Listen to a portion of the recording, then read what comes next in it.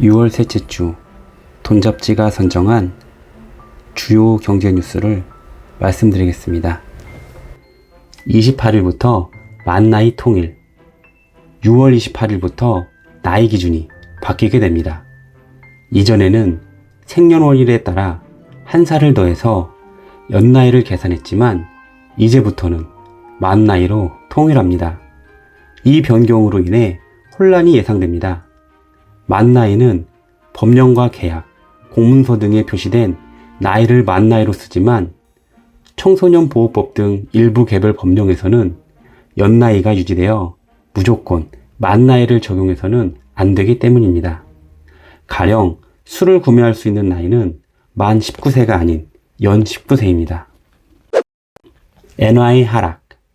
최근 일본 엔화는 계속해서 하락하고 있는 추세입니다. 원엔 환율은 6월 16일 기준으로 905원입니다. 이는 주로 다른 국가들이 기준금리를 올리며 강세를 보이는 반면 일본 중앙은행은 계속해서 완화 정책을 적용해왔기 때문입니다.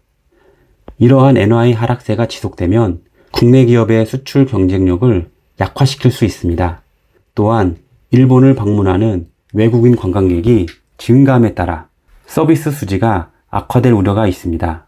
빅맥 지수로 알려진 맥도널드의 빅맥 가격을 살펴보면 한국에서는 5,000원대 초반에 판매되고 있는데 일본에서는 3,000원대 후반에 판매되고 있습니다. 따라서 원엔 환율의 움직임은 한국 경제에 큰 영향을 미치는 요소 중 하나로 주목되고 있습니다. 중국 경제 생각보다 심각하다. 중국의 경제 상황이 좋지 않아지고 있습니다. 지난달 중국의 청년 실업률이 역대 최고를 기록하면서 장기적인 위험 요인으로 인식되고 있습니다. 소비, 생산, 투자 등 여러 지표가 예상치를 밑돌며 중국의 경기 회복에 먹구름이 끼고 있다는 분석이 나오고 있습니다. 우리나라 경제 전망은 중국의 리오프닝 효과에 하반기에는 좋아질 것으로 전망되었지만 중국의 경제 회복이 예상보다 더디게 진행되고 있어 전망이 비관적으로 바뀌고 있는 상황입니다. 후쿠시마 오염수 방류의 어민단체는 침묵. 일본 정부가 후쿠시마 원전에서 발생한 오염수를 해양에 방류하기 위한 시운전을 시작했습니다. 이로 인해 우리 수산업계는 심각한 위기에 처할 것으로 예상되지만 어민단체들은 침묵하고 있는 상황입니다.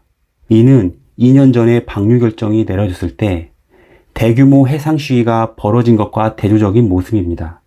이전에는 남해안 어민들을 포함한 어민단체들이 대규모 해상 시위에 참여하여 우리 수산업계의 피해를 우려했었습니다. 그러나 현재의 어민단체들은 침묵하고 있습니다. 예정되었던 대규모 규탄 집회는 사라지고 어민단체들은 침묵하고 있는 상황입니다. 실제로 오염수 방류가 수산물에 미치는 유해성은 논외로 하더라도 오염수 방류 사실 자체만으로도 수산물 소비가 급격히 위축될 수밖에 없다는 지적이 있습니다. 지난해 제주연구원이 실시한 설문조사에 따르면 응답자의 83.4%가 오염수 방류 시 수산물 소비를 줄일 것이라고 응답했습니다. 이는 수산물 시장에서 심각한 영향을 미칠 수 있다는 경고입니다.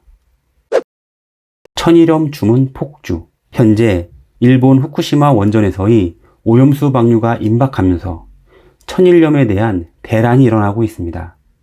일부 지역에서는 오염수 방류 이전에 소금을 구매하려는 소비 심리로 주문이 폭주하고 있습니다. 20kg 소금 가격은 최근 20% 상승하여 3만원까지 올라갔지만 주문은 여전히 밀려들고 있습니다. 소금을 판매하는 농협에서도 상품이 거의 모두 품절되었으며 다음 달에야 배송 가능한 상황입니다. 자영업자 줄폐업 현실로.